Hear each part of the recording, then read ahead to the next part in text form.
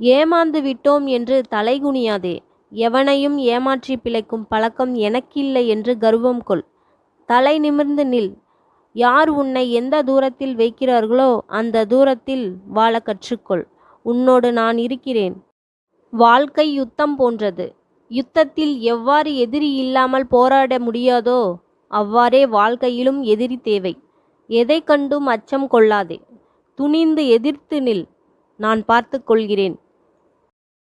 நான் உன் வீட்டிற்கு வந்து கொண்டிருக்கிறேன். என் பிள்ளையே, ஒரு நிமிடம் என் கண்களை பார்த்து உன் வேண்டுதல்களை வாய் திறந்து சொல்லு. உன் வேண்டுதல் அனைத்தும் நிறைவேறும். உன் வீட்டிலேயே உனக்கு அவ்வப்போது பிரச்சனைகள் வருகிறதே என வருத்தம் கொள்ளாதே.